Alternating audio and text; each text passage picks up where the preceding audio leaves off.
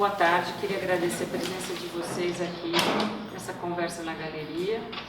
Conversa na Galeria é um programa da área de educação do Instituto Moreira Salles, que tem como objetivo convidar especialistas que façam uma leitura crítica, uma análise de um ou mais aspectos da exposição que se apresenta.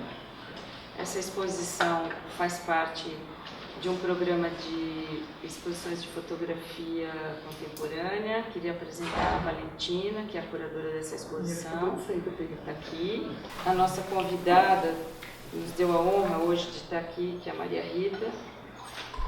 Maria Rita é psicanalista, ensaísta, e de 2012 a 2014 participou da Comissão da Verdade, na defesa dos indígenas e dos camponeses. Na pesquisa, né? Na pesquisa defender ninguém. Claro, um campo que todos nós defendemos. E ela vai ter aqui a condição de falar a ideia que ela vai abordar em torno de 40, 50 minutos. Vamos começar pedindo para a Valentina falar brevemente sobre a exposição. Bom, essa exposição tem dois ensaios principais da Dulce Soares, que foram feitos no fim da década de 70. Então, tem esse ensaio da Barra Funda, mas a gente chamou a Maria Rita para falar principalmente sobre o ensaio das noivas, que foi feito em 78, 79, na Rua das Noivas, aqui na Luz. E a Dulce fotografou, teve acesso aos bastidores, então ela conseguiu fotografar os ateliês de costura, conseguiu conversar com as costureiras e as noivas também, as vendedoras, e não só fotografou, como gravou muitos depoimentos que foram reunidos nesse livro. Então, é um livro que mistura imagens e esses textos. E a gente chamou a Maria Rita para falar principalmente sobre esse ensaio. Obrigada. Bom, boa tarde, obrigada a todos que estão aqui no sábado à tarde para conversar sobre o que é o casamento ou o que era o casamento, porque eu tenho a impressão que essa forma do casamento que está aqui tem sido restaurada por algumas jovens, né? Com toda aquela pompa, todos aqueles sonhos. A diferença é que hoje duram menos, cada vez duram menos. Mas eu quero primeiro elogiar as duas exposições, porque eu já tinha vindo ver antes, né, para pensar um pouco. E justamente essa exposição aqui, as duas são maravilhosas, mas essa me encantou muito, muito.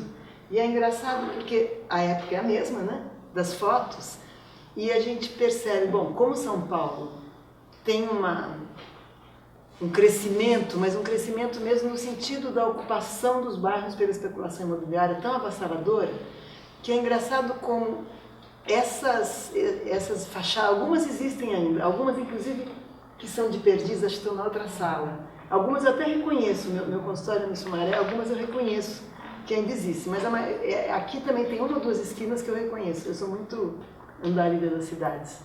Mas é incrível como essas características de São Paulo, essas imagens, essas fachadas, esse modo de construir, esse quase suburbano dessas ruas na década de 70, muitos de nós já éramos adultas, jovens adultos na década de 70.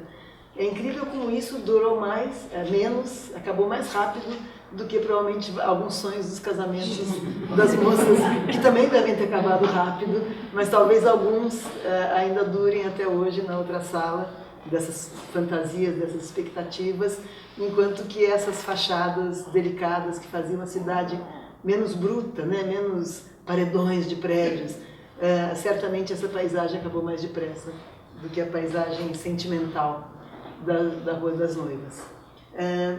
Bem, quando a Valentina me convidou, a Denise me convidou, eu pensei que o motivo seria por causa do deslocamento feminino. Eu imaginei isso, porque eu não sou uma pessoa que escrevo sobre a questão do casamento, a não ser nesse livro que foi minha tese de doutorado, em que eu queria, na verdade, não é disso que eu vou falar hoje, mas só para vocês entenderem o que eu estava fazendo, eu queria discutir um pouco os conceitos de feminilidade na psicanálise. porque a psicanálise, que foi uma revolução, realmente foi uma revolução no século XIX, a chegada da psicanálise, quer dizer, pensar que até o começo do XX, não é? Que Freud, a maior parte da obra de Freud foi escrita já no século XX, a interpretação dos sonhos ainda é do século XIX, estudos sobre a histeria ainda são do século XIX, mas pensar que até o começo do século XX, ou até aqui no Brasil, que a psicanálise chegou mais tarde, até talvez toda a primeira metade do século XX, algumas formas de angústia, de mal-estar psíquico, de desequilíbrio momentâneo, as pessoas eram internadas em hospitais psiquiátricos, né? Assim, por estar muito angustiados, por chorar no meio da rua, por ter uma tentativa de suicídio, por causar em alguma situação, por angústia ou por revolta, as pessoas eram internadas em hospitais psiquiátricos. E os hospitais psiquiátricos, o modo como as pessoas são tratadas ao chegar lá, tornam a doença mental crônica, em geral. É muito raro que uma pessoa, principalmente os mais pobres, é muito raro que uma pessoa internada no hospital psiquiátrico e nesses hospitais psiquiátricos gratuitos para indigentes, que são depósitos de pessoas que sobraram na sociedade capitalista, a pessoa não sai nunca mais. Ela entra, já é super dopada, antigamente já tomava eletrochoque, hoje diz que ainda existem clínicas que usam eletrochoque, e ela não sai mais. Então, isso para dizer que essa exposição e essas noivas já são posteriores à chegada da psicanálise, mas não tão posteriores à disseminação, como hoje, da psicanálise no Brasil, né? Quando já uma psicanálise que não coloca a mulher num lugar, quer dizer, às vezes sim, né? Porque a psicanálise também depende da cabeça do psicanalista que a pratica, né? Mas já não é tão óbvio como era para Freud a incapacidade que lhe parecia própria do feminino. Porque Freud, embora também tenha sido um pensador da cultura, ele não conseguiu, e cada sujeito em particular tem seus pontos cegos, acho que esse era um ponto cego, Freud foi tão revolucionário, tão ousado, pensou na formação da psicologia de massas em épocas de fascismo, não é? Em épocas já de pré-Hitler, pensou a questão da religião, discutiu e criticou seriamente a ilusão religiosa e que tipo de expectativas infantis se coloca nas religiões. Quer dizer, um homem tão corajoso e tão avançado, mas talvez por questões subjetivas do seu próprio casamento, da sua própria filiação, como é que ele percebia sua mãe, etc., ele foi muito pouco ousado e não acho que ele realmente pensava aquilo, acho que ele não teve coragem de escrever o que ele pensasse, na questão da feminilidade. Porque ele chega a dizer, primeiro, ele chega a pensar que a condição da mulher como mãe e dona de casa é uma condição que tem a ver com a estrutura da mulher, a estrutura psíquica. A estrutura psíquica é como se a mulher não conseguisse ser tão elaborada na passagem pelo Édipo, não conseguisse uma solução tão elaborada como consegue o homem. Então, por exemplo, esse é um conceito freudiano que todo mundo já ouviu falar, então é fácil. Sublimação. Sublimação, que é a capacidade de transformar uma parte dos desejos que a gente não consegue realizar corporalmente, não é? Principalmente desejos sexuais, desejos agressivos também, desejos às vezes orais, uma parte do que a gente não pode o tempo todo realizar no corpo, porque senão destruiria o corpo, a gente realiza através de vias. Ele usa a palavra sublime no sentido da física, da transformação do sólido direto em gasoso, né? Ele usa a palavra sublime para fazer uma metáfora, e essa palavra ficou, também tem uma raiz no romantismo, na filosofia kantiana, etc., mas ele usa muito baseado na física. O Freud era muito mais cientista do que filósofo, a capacidade de transformar, digamos, o sólido em gasoso, aquilo que é do corpo, né, do corpo sólido, das pulsões, do sensual, do sexual, em linguagem, expressão artística, texto, obras em geral, né? E para isso não é necessário ser artista. Para a sublimação não é necessário ser artista. Uma pessoa que cria receitas maravilhosas também é sublimação. Ela também está lidando com alguma coisa que, mesmo que depois ela vá comer, mas ela está criando alguma coisa que não diz direto respeito aos prazeres do corpo. Uma pessoa que se dedica a decorar a casa, enfim, não importa, tem muitos modos de sublimação, porque às vezes tem uma leitura da psicanálise que, se for uma leitura rápida, digamos, apressada, fica pensando que o Freud só inventou uma solução psíquica para os artistas. Ele tinha muita admiração pelos artistas, de fato, então isso era importante para ele, mas a solução da sublimação é uma solução humana, né, para as nossas insatisfações, tristezas, não realizações, etc. No entanto, num texto dele sobre a sexualidade feminina ou sobre a feminilidade, são 2 textos que ele tem a esse respeito, não lembro em qual dos 2, ele diz o seguinte, que a mulher não é dotada para as grandes obras da cultura. Que a mulher, como ela é muito ligada à corporeidade, a ter filhos, o corpo dela é muito feito para uma tarefa que também não é pouco importante, que é a tarefa da maternidade, né? E é claro, na geração do Freud, que é anterior aos métodos anticoncepcionais, as mulheres só tinham 2 destinos possíveis: casar e ter filhos, e aí seria quantos filhos Deus mandasse, entre aspas, ou ficar solteironas. O que era um destino muito triste, porque a solteirona não tem nada a ver com a mulher solteira ou descasada dos nossos dias. A solteirona era uma mulher que não tinha experiência sexual, porque só se tinha experiência... Eu não digo as mulheres, ele nem comenta, né? Até por um certo puritanismo e até porque ele não tinha nenhuma experiência clínica. As prostitutas, as mulheres, né, rebaixadas.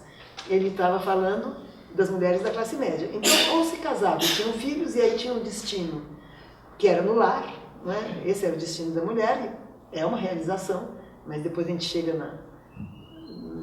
no momento em que se torna tedioso. Ou então era ficar solteiras e solteiras numa época em que as mulheres tinham pouco acesso ao mercado do trabalho, não ser as muito pobres, que daí tinham profissões também pouco respeitadas, né? Costureiras, ganhavam muito pouco, viviam em condições de miséria. Mas a mulher só trabalhava nessa condição, que ela já não tinha mais, não estava mais na casa do pai, não tinha o pai que a sustentasse e não tinha conseguido o marido. Então, era um destino infeliz para as mulheres. Tem um historiador francês chamado Jules Michelet, que nem está falando desse assunto, mas em alguma das obras dele ele tem uma frase, um parágrafo, lamentando um momento na França em que também muitos homens preferiam ficar solteiros, ir para a boemia, etc. E dizia, coitadas dessas moças, que destino elas vão ter se vocês não se casam com elas, né, se os homens não se casam com elas. Então isso é muito recente na história da humanidade. Claro que a história da humanidade tem outros momentos, as sociedades de corte, as mulheres tinham outra liberdade, tinham poderes, a gente tem histórias de rainhas, né?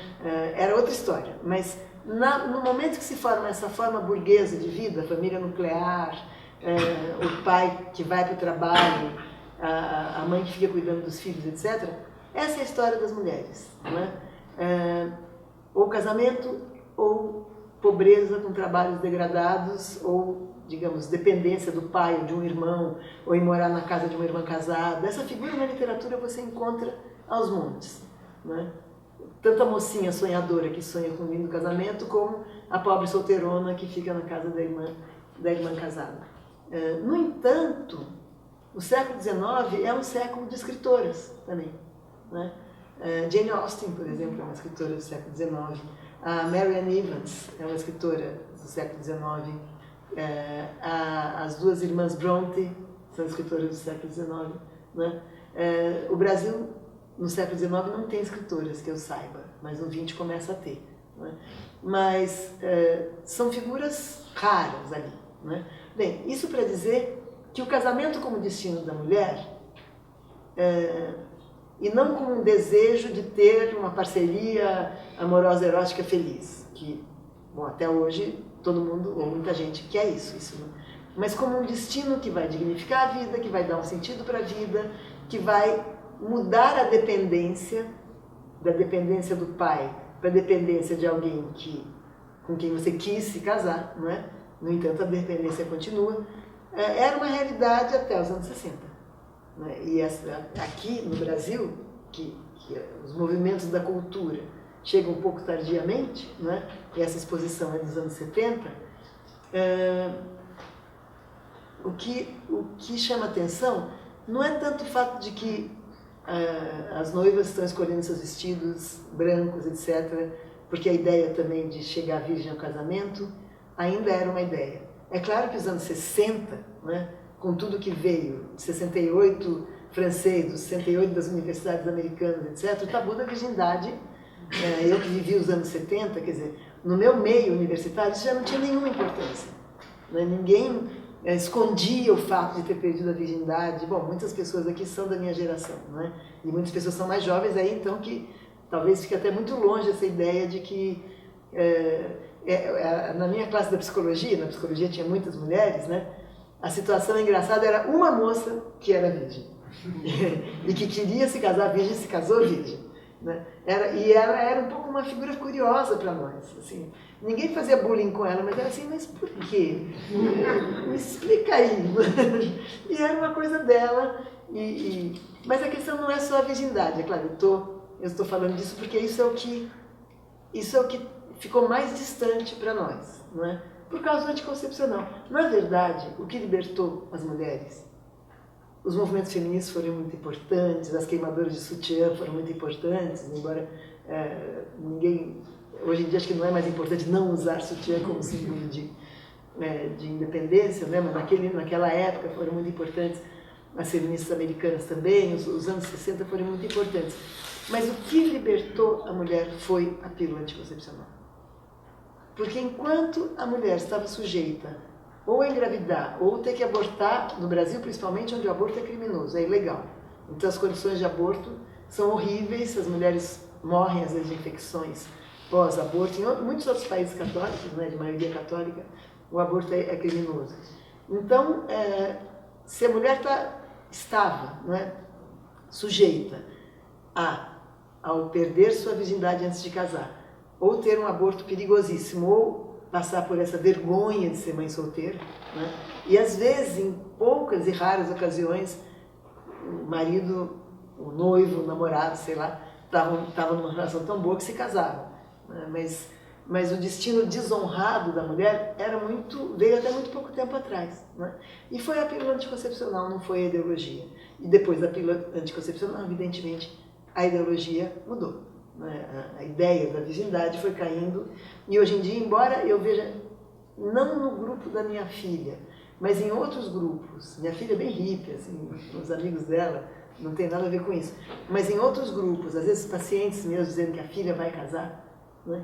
Me parece, e aí eu gostaria de ouvir vocês, porque eu não sou pesquisadora dos casamentos, e no meu consultório esse tema específico do casamento na Igreja de Seta surge uma vez a cada 10 anos, então não dá para saber, mas me parece que existe uma nova onda de ostentação no casamento, que talvez tenha mais a ver com ostentação, principalmente se os pais podem pagar, fazer uma festa muito bacana, muito maravilhosa. E o comentário depois do casamento da fulana e do cicrano foi lindo, né? E tem a ver com isso. E tem a ver com talvez, pensando um pouco, o Adorno tem uma frase, acho que o Adorno, toda era que tem medo de si mesma tende à restauração. Talvez depois dos anos 60, dos anos 70, de também muito desbunde, muitos casamentos sucessivos, parcerias sucessivas acabando, e muito sofrimento, principalmente na época em que é a minha geração, em que se tentou abolir a caretice do ciúme, e a gente sofria loucamente porque o ciúme continuava, e a gente tentava, não, deixa, hoje ele vai com ela, e era um horror. Depois de todas essas tentativas libertárias, com os seus ganhos e com as suas cabeçadas e suas sequelas, talvez as meninas e os meninos estejam apostando numa coisa mais convencional, né? Mas a questão aí não é essa, se aposta-se em se casar se ainda vão na Rua das Noivas comprar vestidos, etc. A questão é que, com que expectativa se casa. E eu tenho a impressão que deve ser muito raro que, mesmo nos casamentos hoje, as moças se casem acreditando que esse vai ser o seu destino. O seu destino está selado. Elas vão ficar em casa cuidando dos filhos. Isso muda muito. O Mário Prata é um cara muito engraçado. Era, não, ainda é, mas é que eu não tenho mais contato com ele. Ele era o melhor amigo do meu primeiro marido, meu primeiro companheiro. E ele dizia assim, o que quer dizer casar? Casar quer dizer botar uma mulher dentro de casa. Hoje em dia o casamento não é mais certo. Você casa, bota a mulher dentro de casa, a mulher não fica. Você vai trabalhar, ela sai. Ele brincava com isso. A mulher não fica, então o casamento não casa. Não é? É engraçado que no Brasil, em português, o verbo, quer dizer, conjugado na terceira pessoa, seja o mesmo significante do lar. Não é? Casar e casa seja a mesma coisa. Isso é uma coincidência, é em português, não acontece em outras línguas. Mas, bom, então vamos ver algumas coisas que algumas noivas dizem aqui que me chamaram a atenção. Né? O casamento representa para mim alegria, segurança, tranquilidade, grande amor da vida a dois, muita ternura ao lado da pessoa amada, paz, felicidade, o caminho certo para construir uma família, uma forma ideal para a saúde com relação ao sexo. Isso eu fiquei até um pouco... Uma forma ideal para a saúde com relação ao sexo. Depois do debate, quem tiver alguma hipótese sobre o que ela quis dizer com isso, hoje em dia se diria sexo seguro, mas nessa época nem tinha essa questão, né, do HIV. Então, talvez no sentido de fazer sexo não ter que fazer um aborto, não sei. Mas, enfim, uma forma ideal para a saúde com relação ao sexo, uma maneira de viver e progredir, uma simpatia sincera, honestidade, um grande sonho realizado, a esperança de ser mãe, um ato de carinho para com meus pais e irmãos. Também não entendi. Uma decisão para o resto da vida, coragem de se prender a alguém, essa eu entendo. A escolha do meu futuro, um novo ritmo de vida, um jogo.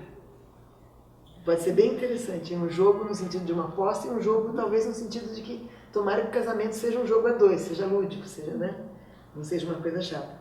Um passo de grande responsabilidade, uma lembrança que a gente guarda para sempre. Aí provavelmente o casamento. Uma prisão, uma batalha, uma atração, uma curiosidade de quem é solteira, tolerância com o outro, um descanso das paqueras, um exemplo para uma moça.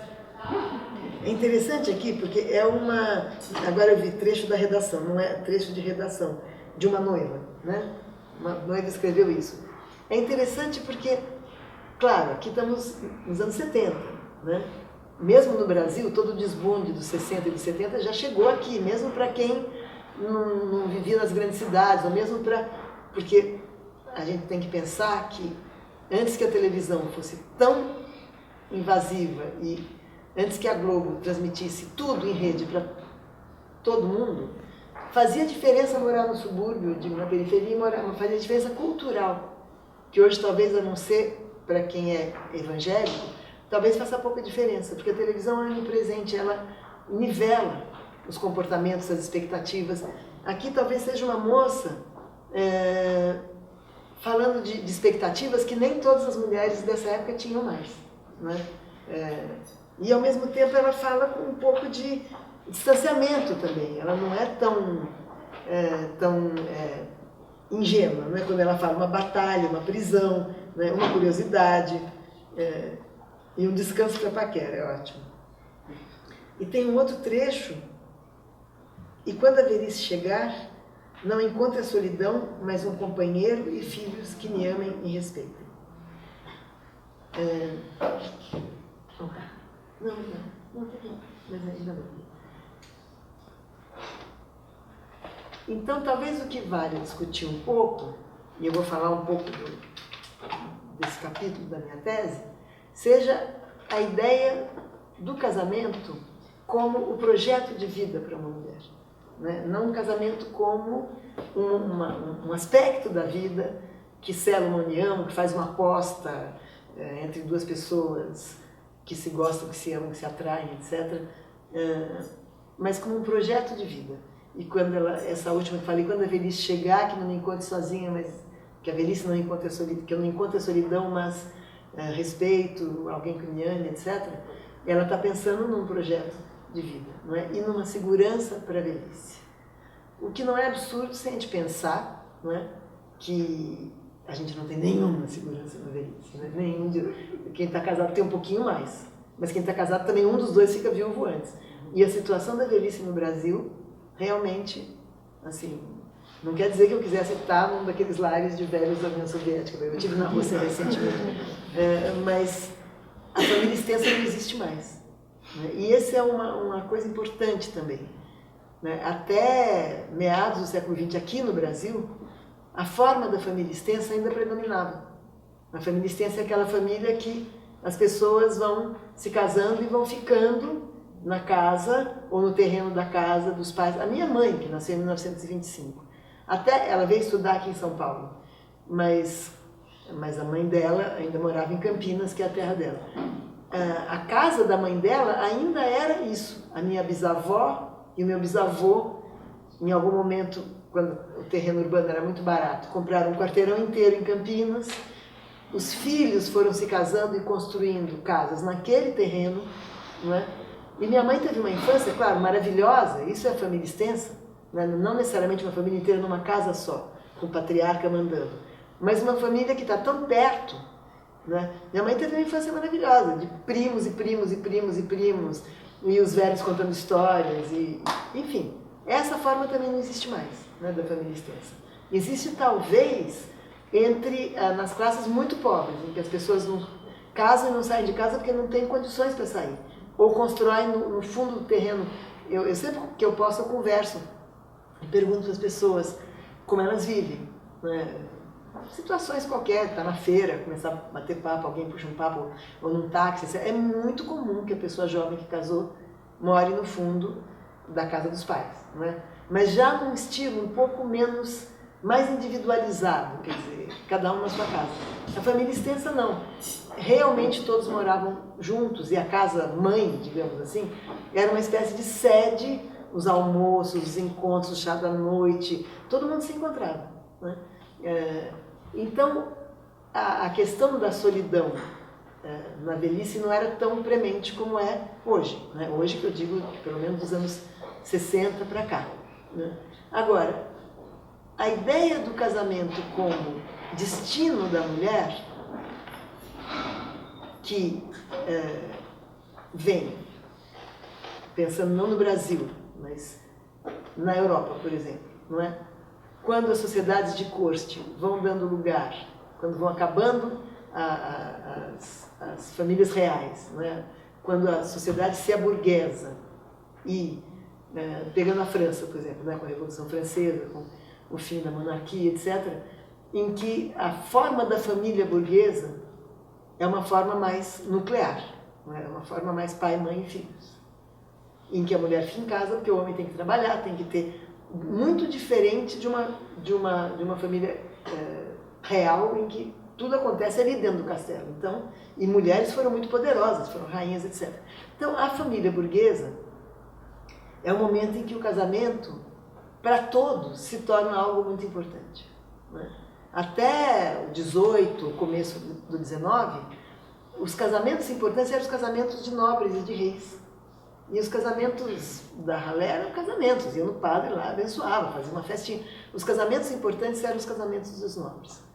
Quando a sociedade burguesa se forma, se consolida, o interessante é que essa forma do casamento, elas mantêm. Com todas as revoluções, com a Revolução Francesa, com todos os tabus que caem, com a forma da vida mais laica em geral, com o empreendedor burguês se arriscando, já não é mais uma sociedade agrária em que ou a pessoa tem feudo e tem terra, ou ela vai trabalhar na terra do outro, etc. Com a sociedade burguesa, com tudo mais até algumas mulheres já aprendendo a ler, né? A forma do casamento continua muito tradicional. Só que aí a família já está na sua casa nuclear. E a quantidade de romances que surgem no século XIX com o mesmo tema, que é o tema da traição da mulher. né? Quer dizer, Madame Bovary é assim, Ana Karenina é assim. Tem uma americana chamada Kate Chopin, que tem um romance chamado O Despertar, que é assim. Aqui, Machado de Assis, Capitu, é assim, né? E se a gente pesquisar, surgirão muitíssimos outros, e eu estou lembrando assim de memória. E pegando esses dois, são os grandes romances, né? Grandes, Madame Bovary e Ana Karenina, né? A história é muito parecida. Capitu também, uma moça jovem, sonhadora, mas já muito esperta, muito curiosa, que lia livros, que se alfabetizou de alguma forma e que tinha sonhos de vida que não eram simplesmente sonhos do lar, eram sonhos de ter uma vida significativa, uma vida, digamos assim, de aventuras. A Madame Bovary, a Emma Bovary solteira, lia romances de aventuras e queria uma vida de aventuras. É claro que uma mulher sozinha não tinha como ter uma vida de aventuras. Ela queria viajar, conhecer o mundo, ela dependia de um homem que a levasse, ela não tinha nem renda para isso, né? Então, esse romance, particularmente, que foi o que eu utilizei para sustentar a minha tese no Deslocamentos do Feminino, eu vou falar mais dele porque, claro, eu li e reli várias vezes. Emma Bovary se casa com o Charles Bovary com muitos sonhos. O Charles Bovary é um médico, ela mora numa pequena fazenda, e o pai dela tem um problema de saúde e o Charles Bovary vai atender. E ela tem uma paquerinha ali, e ele pede ela em casamento, e ela se casa, vai sair da casa paterna e vai ter finalmente uma vida, né? Só que, claro, Flaubert não era bonzinho nem nada, escolhe para ela um marido que, embora fosse médico, é uma mediocridade total. E ela tem uma vidinha medíocre. E logo no começo do livro ainda, ela já está acordando de manhã, o marido vai para o consultório dele, não sei se o consultório é na casa, não lembro, e ela fica olhando para a janela, pensando, esperando que alguma coisa aconteça. Bom, na minha adolescência, de vez em quando, dá para, e talvez de pessoas da minha geração, na passagem para a adolescência, porque depois, nos anos 60, os adolescentes já iam para a vida, iam para a rua, iam para as turmas, mas tem um momento da pré-adolescência para a adolescência em que você ainda é mais preso em casa, e ainda você sai só se você tiver a sua amiga, o pai vai levar, aquelas coisas todas naquela época. Essa coisa de olhar pela janela e esperar que alguma coisa aconteça não é tão estranha a mim. E não sei como é que é com você e para algumas pessoas daqui. E uma hora começa a acontecer, principalmente depois que você entra na universidade, as coisas começam a acontecer. Mas isso foi a vida das mulheres, das nossas avós. Emma Bovary é anterior ainda à minha avó. O romance Madame Bovary, ele sai, olha, é uma pura coincidência, mas os astrólogos poderiam dizer que no ano do nascimento do Freud, 1856, ele é publicado. E ele é publicado em fascículos numa revista. Então, Emma Bovary espera que alguma coisa aconteça. Logo, na primeira cidade que ela vive com ele é um tédio, na segunda cidade, na recepção que fazem para o médico, ela conhece um galante cavalheiro que se torna o seu primeiro amante. Leva ela para andar a cavalo, fazer passeios, se torna o seu primeiro amante. Depois, eles mudam, esse amante percebe que ela está se envolvendo demais porque ela não quer, ela quer aventura sexual, evidentemente, ela quer conhecer prazeres que ela não conhecia no leito conjugal, porque também no leito conjugal o marido tinha que ter muito respeito pela esposa, então, né, não dava muita graça na história. Ela espera poder ser levada para viajar, porque ela lia romances. Essa primeira geração de mulheres alfabetizadas que lia romances. E ela queria ter uma vida como as heroínas dos romances que ela lia. Quando Rodolfo, o primeiro amante, o Rodolfo, percebe que ela está muito apaixonada, ele escreve uma carta linda, mentirosa, falsa, dizendo: querida, vou dilacerado me afastar de você, eu não posso estragar a sua vida e desonrar. E ela tem uma febre, fica um tempão doente. Bom, passa um tempo, eles mudam de cidade, e na outra cidade ela conhece um outro jovem, mais jovem, esse que se torna amante dela, e que estranha muito as ousadias dela. Estranha muito as ousadias dela, porque ela já é experiente não como esposa, como amante de um outro homem. né? Então esse jovem Leon fica encantado e um pouco chocado com as ousadias dela, e depois de algum tempo ele também, tchau, Emma, porque ela também está se envolvendo demais. E aí, uma leitura rápida do romance faz as pessoas pensarem: Emma Bovary se suicida porque ela foi abandonada pelos 2 amantes. Não. Emma Bovary se suicida por um outro motivo. É porque o sonho dela de tornar-se outra do que ela estava destinada a ser, e isso é muito importante, esse sonho dessa mulher, porque bovarismo se tornou um termo cunhado em 1912 por um psiquiatra francês chamado Gilles de Gaultier. Bovarismo se tornou uma patologia feminina. Todas as ilusões de se tornar outro, de poder transformar o eu, tudo que o sujeito moderno é, tudo que as mulheres modernas são, estava classificado em 1912 como uma patologia delirante, o bovarismo. Ilusões de se transformar, ilusões de ter outro destino, né? Classificado em 1912 já, né? Bom, mas enfim, aí, quando entre as ilusões de se tornar uma outra da Madame Bovary, não era apenas a ilusão de ter uma aventura amorosa, viajar, conhecer o mundo, etc. Ela também queria ser uma mulher mais rica, e o marido dela continuou muito medíocre como médico, né? Então ela começa a comprar coisas e se endividar. E o motivo pelo qual ela se suicida, quer dizer, Flaubert é um escritor tão sofisticado, na contracorrente do romantismo, já no realismo, né? Na contracorrente do romantismo, tão sofisticado que ele tem a crueldade de fazer com que ela se mate, não por amor, mas porque o vendedor ambulante, o Mascate, que passava por todas as cidadezinhas, passava em Rouen também, e ia vendendo. Aliás, ela morava em Yonville. Rouen ela ia para visitar o Leão. Ela morava numa vilazinha que não existe, mas é uma vilazinha. Rouen existe, mas Yonville é uma vila fictícia. O Mascate que passava, ela comprava cortinas de seda, tapetes de veludo, roupas lindas, para fazer essa personagem. Já que ela não podia mudar na vida, ela mudava no cenário. E uma hora ele diz: agora, se você não me pagar, eu vou falar para o seu marido. E aí ela vai tentar que os amantes lhe emprestem dinheiro, nenhum dos dois empresta.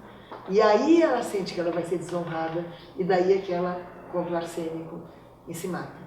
Então é uma situação ainda mais cruel, quer dizer, além da impossibilidade de viver uma vida romanesca, a impossibilidade de, evidentemente, ter seu próprio dinheiro, trabalhar e comprar suas próprias coisas, e o suicídio por dívidas. E dívidas que talvez o marido dela pudesse pagar, né? Mas ela não queria que ele soubesse do tamanho das dívidas que ela estava fazendo. Ela comprava as coisas e ele, desligadão, nem se importava.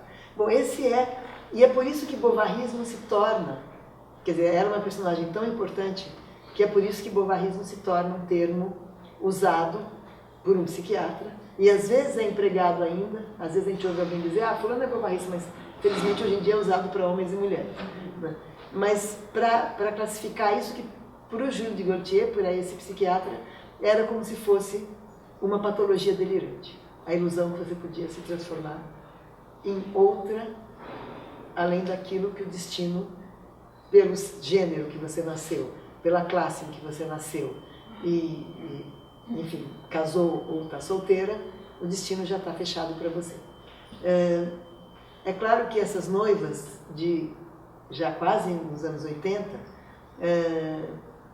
provavelmente, com todas essas expectativas em relação ao casamento, que, claro, é bom que se tenha, né, senão não vai nem casar, com todas essas expectativas em relação ao casamento, não quer dizer que necessariamente tenham sido bovarys, frustradas, entediadas, tendo como na fantasia e no adultério a sua única meio de escape, né?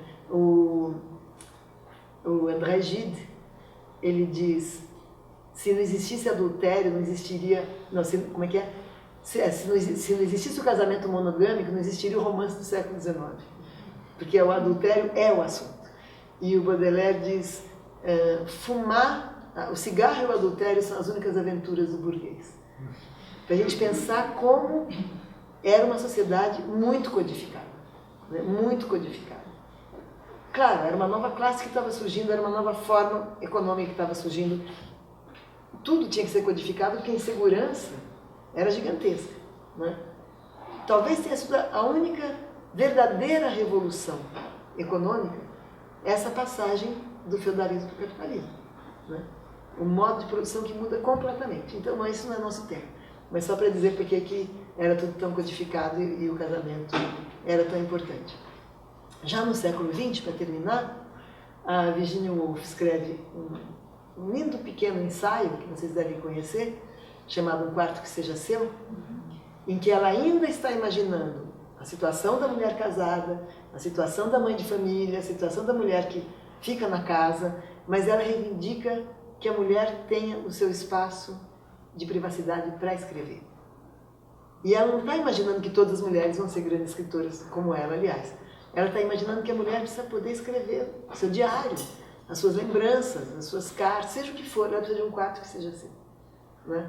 Ela não pode ser só o quarto de costura, em que ela está lá remendando meias e fazendo... E aí qualquer um entra, né? Precisa de um quarto na casa para si mesma. Já é uma reivindicação bem mais moderna, né?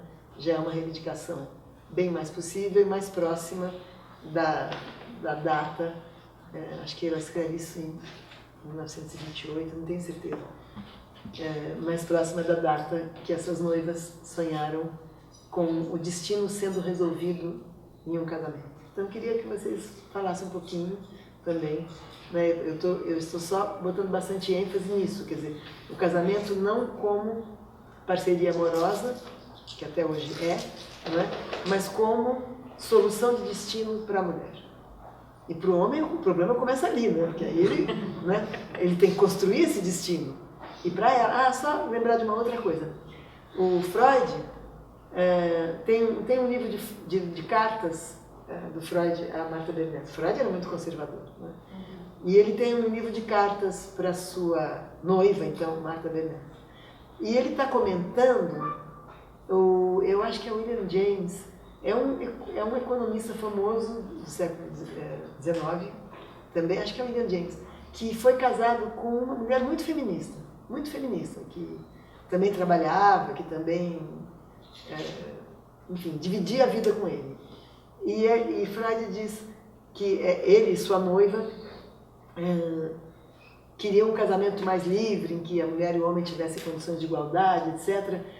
E dizia para Marta, não se iluda com essas ideias novas, com essas ideias diferentes, porque não é isso que traz felicidade. E ele diz, qualquer moça diante de quem um homem se curvar, apaixonado como eu sou por você, mais ou menos assim, oferecendo a ela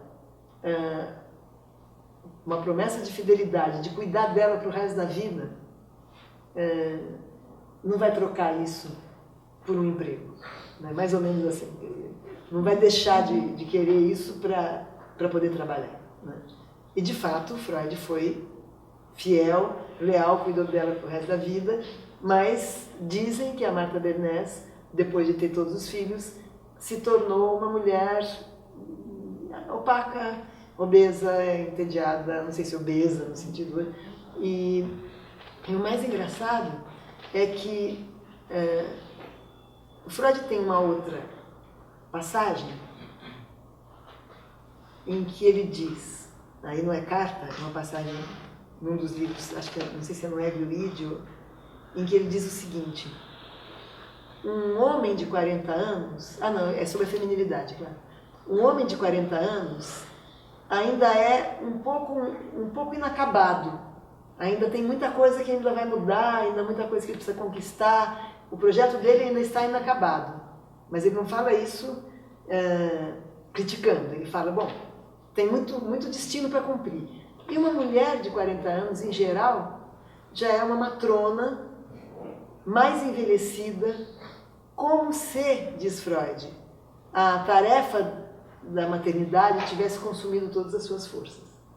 Quer dizer, ele não se dá conta que ele está percebendo uma coisa, né? Como as mulheres envelhecem mais rápido, né? Naquela época, como elas se tornam aborrecidas e matronadas mais rápido, enquanto o homem ainda é um jovem conquistador. E ele acha que é a questão biológica, quer dizer, a maternidade foi gastando essa mulher. Né? Claro que as mulheres no começo do século XX tinham muito mais filhos, né? Não existia o anticoncepcional, etc. Mas ele nem se dá conta de que pode ser porque ela tem uma vida muito mais restrita do que o seu próprio marido. Quer dizer, uma vida muito mais chata mesmo. Né? Ele não se dá conta. Então ele imagina que é porque a passagem edípica para a mulher foi mais complicada, então ela se gastou mais depressa. A passagem edípica é dos 5 aos 7. Né? Nenhuma menina de 7 anos está mais acabada que um menino. Enfim. Então a cegueira do próprio inventor da psicanálise em relação às suas hipóteses sobre a sexualidade feminina, o desenvolvimento das mulheres, etc. Eu queria só lembrar dessa outra passagem. Ótimo. Obrigada. E o que vocês gostariam de falar?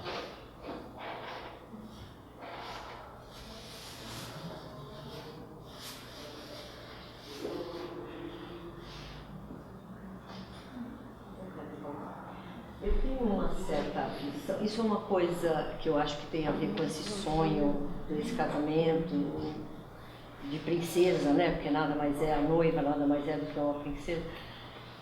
Eu tenho visto que aqui no Brasil a gente vem importando um pouco dos Estados Unidos essa cultura na qual o homem se ajoelha para pedir lá em casamento.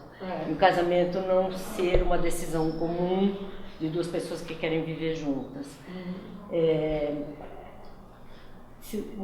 Mas isso está acontecendo? Que acontece muito, a gente tem visto bastante acontecer. E as pessoas colocam muito na internet como é que foi, como ele me pediu em casamento, e é sempre uma coisa assim mais teatral do que a outra, sempre situações muito... E sempre o homem se ajoelhando, e é uma coisa, assim, uma reverência, né? Você tem alguma coisa a dizer? Por que a gente voltou para isso? Olha, tem duas hipóteses que eu não sei se complementam ou não. Eu nem sabia disso, mas me ocorreu. Uma é que talvez, como a instituição do casamento, embora casar continue a mesma coisa, mas a instituição do casamento esteja muito corroída por todos os outros hábitos da vida. Quer dizer, é difícil você manter uma instituição que fique igual quando todo o resto mudou. As mulheres trabalham, a sexualidade é livre, existe anticoncepcional, tudo pode acontecer sem consequências no sentido de maternidade, gravidez, etc. E é muito difícil, em qualquer que seja a instituição, tá? É muito difícil você manter uma instituição quando em volta dela tudo que a sustentava não é mais igual, né? Então, eu tenho a impressão que se preserva um sonho que ele tem uma base psíquica. Quando a gente se apaixona, a gente quer que seja eterno. Quando a gente se apaixona e é correspondido, né? Então, essa fantasia de que... Isso é o princípio do prazer. O princípio do prazer que é prolongar uma situação prazerosa. Então, com a base nisso, que é talvez uma tendência que todos nós... Ninguém, quando se apaixona e começa, fala, tomara que acabe a semana que vem, né? Tomara que dure só 2 anos. Não, tomara que daqui a pouco eu esteja livre desse cara maravilhoso que me adora. Não é assim. Então, junta essa tendência, que é do psiquismo, de querer eternizar o que dá prazer, o que dá conforto, no caso do casamento, além de tudo, segurança, etc. Mas acho que, além disso, tem um efeito sociedade do espetáculo. Não tem dúvida. Quando você fala isso, as pessoas põem na internet, quer dizer... Aí se torna uma cena para bombar de likes. A Sociedade do Espetáculo, que o Guy Debord escreveu nos anos 60, quando a televisão era incipiente e não tinha Facebook. Né?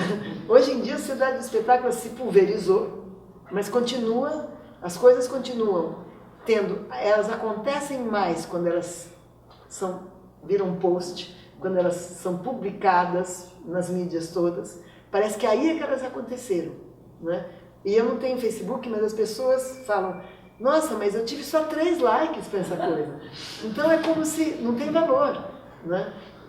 A tentativa de fazer seu ibope particular, né, o tempo todo. Então talvez essa ceninha certamente garante milhares de likes no Facebook, porque na hora, né, todo o nosso condicionamento, todo o nosso... nosso saudosismo, digamos assim, não é? De um sonho que foi dos nossos avós, já, principalmente desses jovens, foi dos avós, não foi nem dos pais, não é? E a vontade de criar um efeito popular. Acho que isso vale para o Facebook. Eu tenho a impressão que quando o cara faz, se ajoelha, se não tiver alguém no Facebook, ele não faz. Acho que é para o Facebook. Mas é palpite, porque eu nem sabia, então eu estou improvisando aqui. Não sei se você tem uma outra hipótese. Você não teria... Não, eu acho que é boa essa hipótese. Eu acho que, e acho que tem um pouco dessa coisa... Está me dando uma aflição enorme ver essas Black Fridays aí acontecendo aqui. A gente tem um pouco essa tendência de importar as coisas que vêm dos Estados Unidos como sendo nossas. Então, eu acho que tem um pedaço também... Talvez a única coisa melhor no século XIX é que as pessoas importavam de Paris, não dos Estados Unidos. Importavam as modas de Paris. Eu queria te fazer uma pergunta, Margarida. E acho que a Valentina também pode ajudar nessa resposta. Essa exposição que ficou de vir, né? Eu só acompanhei a exposição à distância, em conversas com a Valentina, porque eu moro no Rio. E quando eu cheguei aqui, eu fiquei muito impactada com a exposição, né? De ver como que ela mostra esses ensaios que a Dulce fez, com essa preocupação toda das repetições, né? Dos padrões que se repetem. Acho que a Valentina teve também na curadoria uma intenção em dar relevância a isso, evidenciar isso, essa coisa toda das fachadas, as esquinas que são, que são repetitivas, né? E são diferentes, mas são parecidas. Como é assim também a Rua das Noivas, né? A Rua das Noivas na Rua São Caetano é assim, você não tem diferença entre uma loja e outra. E num dos depoimentos que também está colocado ali no texto de parede, tem um vendedor que fala isso, né? Os vestidos são todos iguais. E só muda o tamanho da calça. O que faz uma noiva comprar é o papo de convencimento do vendedor, porque as lojas são iguais, os vestidos são iguais e o sonho é o mesmo. E o que faz ela se definir por um vestido ou outro é a maneira como o vendedor vende isso, né? E acho que o bonito também desse ensaio é o fato da Dulce ter entrado para dentro dessas lojas, desses ambientes de costura, conversado e feito quase um trabalho antropológico, e ter visto como é que aquilo se construía, né, dentro de um fazer cotidiano, que é uma coisa que a gente não vê quando passa na Rua São Caetano, né? A gente vê aquele montão de lojas, aliás, faz muito tempo que eu não passo por lá. Nem sei se ainda continua nos mesmos padrões, mas eu queria saber se você pensou alguma coisa a esse respeito, né, do que é essa construção do sonho por um outro prisma, né, que é essa coisa do vendedor, ou da costureira, né, tem todo um fazer de construção de um sonho coletivo aí, né, que não é só a coisa de fazer uma roupa, é fazer um vestido que simboliza uma passagem, um sonho, né? E que eu acho que ela fez isso com muita sensibilidade, né? Não, a exposição é maravilhosa. Eu não consigo pensar muito, quer dizer, agora você perguntando, talvez eu tenha que improvisar um pouco, mas eu não consigo pensar muito, porque eu não vejo bem assim que o vendedor... Claro, ele faz isso, mas ele não teria o poder de fazer isso se esse sonho já não circulasse na cabeça dessas mulheres, né? Quer dizer, essas mulheres que vão comprar vestido de noiva, elas já vêm com o que o vendedor faz, o que a vitrinista faz, o que a costureira faz, na concorrência entre as lojas ali, né? Dá o melhor formato possível para esse sonho, mas não é que elas chegam lá e daí elas vão ser convencidas desse sonho, né? O que vai acontecer é que cada vendedor vai tentar mostrar que naquele ela fica mais no personagem da linda noiva, né? A gente tem que pensar também em coisas que eu nem mencionei aqui, que parecem tão óbvias, mas o vestido é branco porque simboliza a pureza, porque as mulheres casavam virgens, né? Isso é uma coisa Por isso que eu falei, o que trouxe a revolução para as mulheres foi o anticoncepcional. Né? Por que as mulheres casavam virgens? Isso está lá no Engels, a origem da família, da tradição e da propriedade privada, para elas não terem filhos de outros, né? Garantir que a herança e a propriedade privada fica só na descendência daquela família.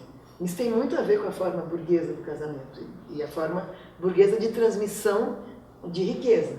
Né? Sociedades de corte estava garantido, apesar daí a disputa é pelo trono, é outra história, mas é Shakespeare, né? É outra história. Mas então o fato de que o vendedor é uma peça importante nessa engrenagem, porque ali tem um outro setor que a gente não falou nada dele, que é comércio. Né? A gente estava falando do casamento, ali é um lugar de comércio. Mas nesse caso, poderia ser a mesma coisa, quer dizer, não vejo tão particularmente, poderia ser o vendedor de roupa de mergulho e de surf. Sei lá, ver a coisa mais completamente diferente disso. Um vai dizer, ó, essa roupa é melhor, olha, essa prancha aqui é... Nesse ponto eu não vejo que o vendedor sempre é um vendedor de sono. Né? Ele vai vender um eletrodoméstico, ele vai tentar vender com o eletrodoméstico a cena toda do que vai ser na hora que você tiver aquele liquidificador e os sucos todos que você vai fazer para os seus filhos. A nossa, acho que principalmente nessa sociedade de mercadorias, que isso já tem do tempo da Revolução Industrial, né? A ideia de que comprar alguma coisa não é só comprar um utilitário, e claro, do século XX em diante, isso muda mais ainda, porque, isso outro dia eu li em algum lugar, não ocorre a ninguém, ao vender uma geladeira, dizer essa geladeira vai durar 40 anos. Né? Ele vai dizer que ela é boa, que ela tem um freezer maravilhoso, que ela faz isso e aquilo, que ela planta bananeira no meio da sala, mas não ocorre dizer que ela vai durar 40 anos. Mesmo porque na sociedade de consumo, o cara vai querer o tomadeiro de geladeira daqui a pouco. Né? A geladeira da minha avó durou 40 anos. Era para isso. Né? Eu lembro que depois ficou na casa de um tio, era aquela geladeirinha Consul redondinha ainda. Sabe? Então, hoje as coisas têm uma obsolescência programada. Eu me lembro do meu pai dizendo isso quando ele foi trabalhar numa gerência de uma fábrica, ele dizia, não, eu lembro dessa expressão, obsolescência programada. Para movimentar a indústria, tem que durar pouco. E o carro que conta é o carro do ano. Então, é engraçado isso, porque a noiva está na contramão, nesse ponto, o sonho dela está na contramão dos outros sonhos de consumo que ela vai comprar junto com o casamento. Né? Ela vai casar para sempre. Agora, o carro é um por ano, se ela puder, né? Se o marido que ajoelhou puder dar isso para ela, o carro vai ser um por ano, a geladeira vai ser uma a cada 5 anos, a televisão ela vai trocar toda hora, cada vez por uma melhor. É isso que gira, né? E isso, eu penso, Denise, que tem uma relação, eu sempre tento aprender um pouco com o pessoal da escola de Frankfurt, com o próprio Marx, que as formas do pensamento do espírito têm a ver com as formas materiais da sociedade, né? Com as formas de produção, de dominação, etc. Os anos 60, o que foram os anos 60? Aquele monte de grandes, os movimentos de juventude, né? Nos Estados Unidos, na França, um pouquinho aqui no Brasil, mas aqui como era ditadura, teve muito a ver também com reação à ditadura, acho que teve um caráter um pouco diferente. Mas o 68, né? Na França e nos Estados Unidos, que mudou os costumes, foi o começo da sociedade de consumo. Foi a passagem de uma moral característica da sociedade com ênfase na produção, em que você tem que se sacrificar, adiar a gratificação, trabalhar muito, ter muita disciplina, muita força de vontade, para ênfase no consumo, em que você tem que se libertar. Quer dizer, você tem que ter uma disponibilidade para ter acesso aos prazeres. Né? Essas noivas, como aqui no Brasil, a onda vem, elas, digamos assim, como se elas estão na última fase daquela onda que na Europa já tinha 10 anos. Coisa muito duradoura, muito séria, e o 68 já tinha acontecido. Né? Isso já tinha sido, de certa forma, quebrado, pelo menos como ideologia, não quer dizer que amor livre, toda aquela coisa que veio junto, né? Tinha 10 anos. E aqui, bom, tudo bem, acho que a gente podia ligar um pouquinho agora, eu estou vendo todo mundo se abanando. Para mim, acho que é um pouco rápido, eu fiquei com uma dúvida, não uma dúvida, uma curiosidade, no que você falou lá no passado das mulheres na classe burguesa, que eram reprimidas, era uma única possibilidade de uma saída para a vida, né, para casar. Falou um pouquinho nas classes dos nobres, que essa repressão já não existia. E na classe operária, como que era? Existia repressão sexual com a mulher? Essas que precisavam trabalhar? Bom, primeiro eu estava falando, quando eu estava falando da burguesia no século XIX, ainda nem era exatamente classe operária, né? Era uma burguesia fundiária, digamos assim, né? Mas eu estudei pouco isso, acho que essa pergunta é muito interessante. Se a gente lê um pouco do Walter Benjamin, um pouco do Baudelaire, falando nos poemas dele sobre os pobres, ele não fala os operários, mas fala dos pobres, um pouco Engels, quando fala da questão das mulheres, talvez a questão de casar e construir família fosse a mesma, porque não tinha muito outra coisa para a mulher. A diferença é que a mulher operária tem sua renda, trabalha, né? Mas talvez para muitas mulheres operárias casar fosse a esperança de não ter que trabalhar, porque trabalhar na fábrica, né? E ainda mais na fábrica do começo da Revolução Industrial, que é na fábrica com poeira de carvão, enfim, barulheira e perigo de perder um braço, etc., não era nenhum sonho, né? Então talvez muitas mulheres operárias se casassem na expectativa de não ter mais que trabalhar, né? E quando precisavam continuar trabalhando, era um pouco um fracasso do sonho do casamento, porque casei, mas meu marido não consegue me sustentar, né? Mas eu estou falando um pouco assim, não tenho pesquisa, então não posso, só juntando um pouco de coisas que a gente sabe para tentar formar uma ideia sobre isso. Bom, gente, poderíamos ficar aqui muito mais tá muito tempo bom, as pessoas conversando são com a ótimas, não Maria tem Rita. nenhuma pergunta assim que você fala, ai meu Deus, tem que responder. Ótimo, muito obrigada, me fizeram pensar.